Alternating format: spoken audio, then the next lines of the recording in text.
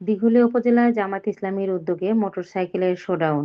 Zahid Hossain, staff reporter, মুক্তিযুদ্ধের চেতনা TV, Dighulia, Khulna.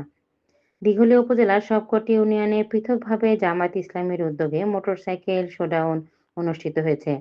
গতকাল বৃহস্পতিবার 11 ডিসেম্বর বাদ আসর দিঘুলিয়া উপজেলার সকল ইউনিয়নের পৃথকভাবে মোটরসাইকেল শোডাউন অনুষ্ঠিত হয়েছে।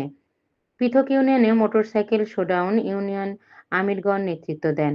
দিঘুলিয়া ইউনিয়ন জামায়াত ইসলামীর উদ্যোগে অনুষ্ঠিত মোটরসাইকেল শোডাউনটি দিঘুলিয়া উপজেলা মোড় থেকে শুরু করে দেওরা, ফরমাইশখানা, সুগন্ধি, গোয়ালপাড়া, পানিগাতি, ব্রহ্মগাতি, দিঘুলিয়া হয়ে পুনরায় উপজেলা মোড়ে এসে শেষ হয়। উক্ত মোটরসাইকেল শোডাউনে অতিথি হিসেবে উপস্থিত ছিলেন দিঘুলিয়া উপজেলা জামায়াত ইসলামীর সেক্রেটারি মাওলানা মুশফিকুর রহমান সহ সেক্রেটারি মোহাম্মদ ইসমাইল হোসেন, বাংলাদেশ শ্রমিক কল্যাণ ফেডারেশন খুলনা অফিস সম্পাদক মোহাম্মদ মুজাহিদুল ইসলাম, দিঘুলিয়া উপজেলা শ্রমিক কল্যাণ ফেডারেশনের সভাপতি মোহাম্মদ সাইফুল্লাহ মানসুর অংশ নেন।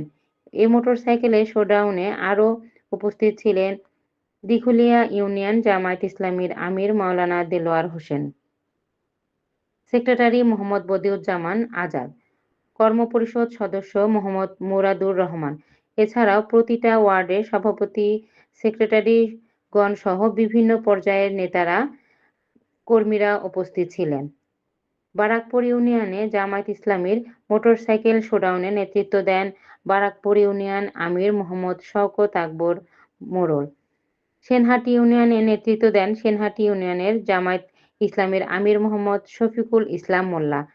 গাজীরহাট ইউনিয়নে নেতৃত্ব দেন গাজীরহাট ইউনিয়ন জামায়াত ইসলামীর সভাপতি মোহাম্মদ আব্দুল কাদের।